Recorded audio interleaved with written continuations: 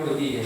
यानी ये बैक्टीरिया, ये जो प्रोकैरियोट है, फोटोसिंथेसिस करते हैं, फोटोसिंथेसिस का प्रोसेस करते हैं। तो ये फोटोसिंथेटिक थायलेकोइड भी कुछ बैक्टीरिया के अंदर होती है। और देखिए पांचवा कंस्टिट्यूएंट, प्रोकैरियोटिक सेल का फिफ्थ कंस्टिट्यूएंट देखिए, कोई दिक्कत होगा तो जरूर बोलेंगे। फिफ्थ में आइए, membrane bound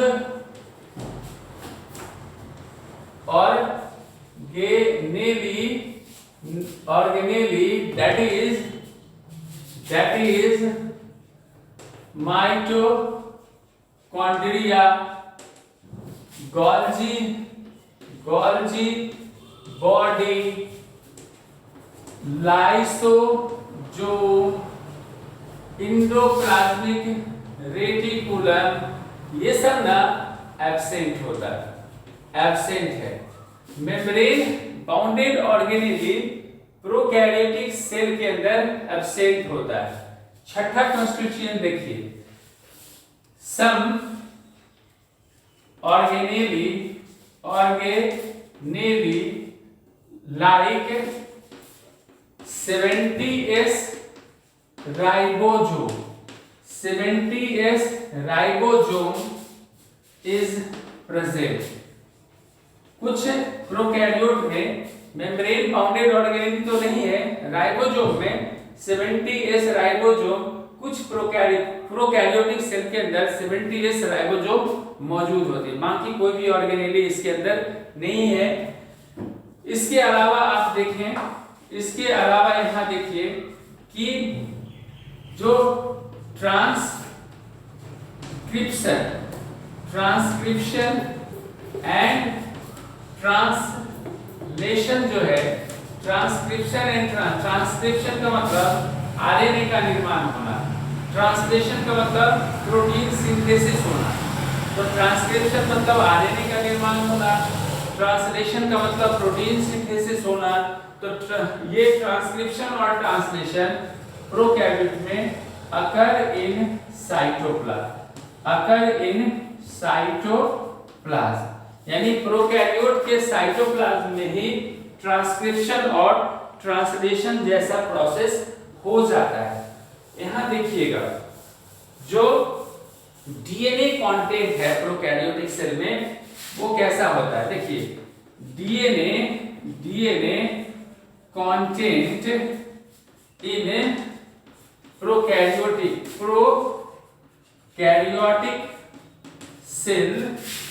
cell is low, मतलब प्रोकैरियोटिक सेल में डीएनए की मात्रा भी कम होती है।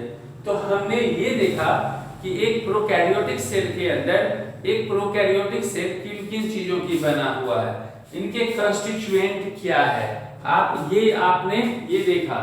तो जो प्रोकैरियोटिक सेल हैं वो हमने आपको सबसे पहले बताया कि जो प्रोकैरियोटिक सेल है उनके जो फर्स्ट कंस्टिट्यूएंट हमने न्यूक्लियर मटेरियल के बारे में बताया। दूसरा जो है सेल कोड, इसको तीन कैटेगरी में डिवाइड किए, म्यूसिलेज लेयर के बारे में, सेल वॉल और प्लाज्मा मेम्ब्रेन। फिर जब हम लोग साइटोप्लाज्म के अंदर इसके आते हैं, प्लाज्मा मेम्ब्रेन किसको लिमिट करेगा, साइटोप्लाज्म को लिमिट करेगा। उसके अलावा उससे पहले आपने फ्लैजिला और फिम्बरी को देखा। साइटोप्लाज्म में जब गया आपने तो वहां देखा कि cell membrane bounded cell organelle नहीं है, लेकिन 70S टाइप का राइबोसोम है।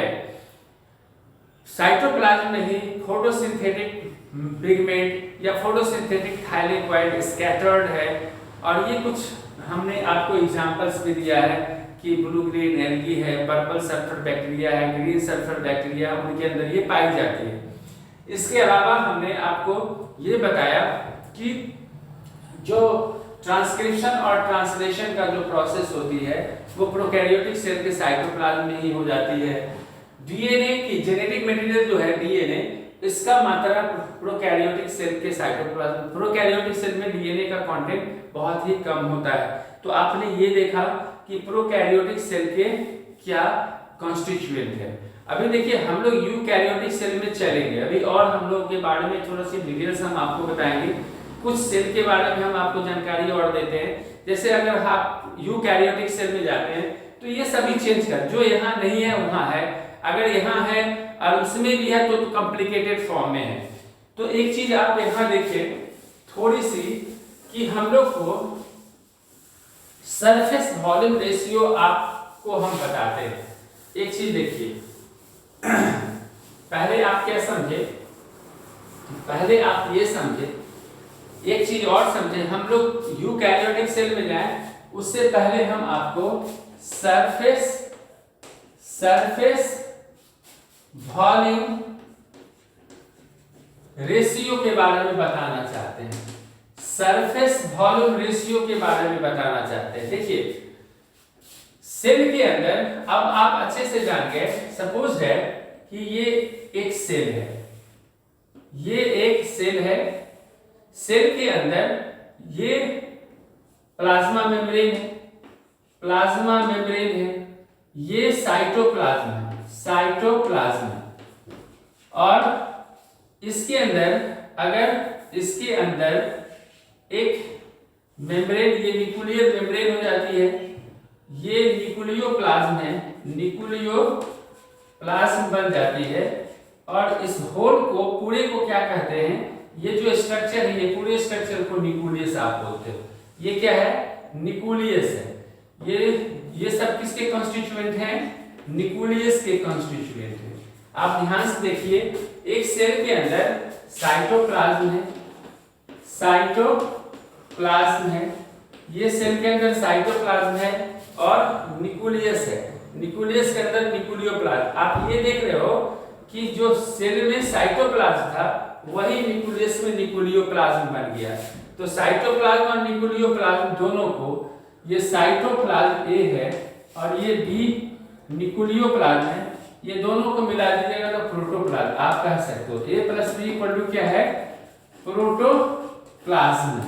इसी को प्रोटोप्लाज्म हम कहते हैं। ये क्या, साइट फॉर मेटाबॉलिक एक्टिविटी है, ध्यान से समझिएगा।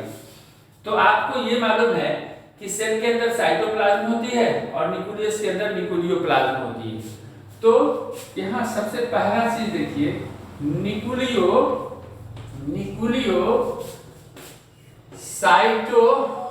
न्यूक्लियोसाइटो या इसी को कर्म प्लाज्म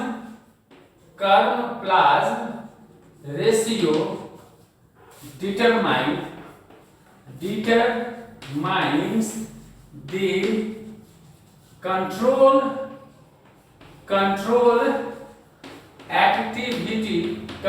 activity of न्यूक्लियस। ध्यान से देखिएगा, आपको हम कल बताए थे कि न्यूक्लियस को ब्रेन ऑफ द सेल कहते हैं। आपके सेल के अंदर जो भी एक्टिविटी होगा उस एक्टिविटी को कंट्रोल कौन करता है, न्यूक्लियस। तो न्यूक्लियस के एक्टिविटी को कौन कंट्रोल करेगा, न्यूक्लियोप्लाज्म और साइटोप्लाज्म का ratio. Higher the nucleocytoplasmic ratio, क्या कह रहे हैं, हायर द न्यूक्लियोसाइटोप्लाज्मिक रेशियो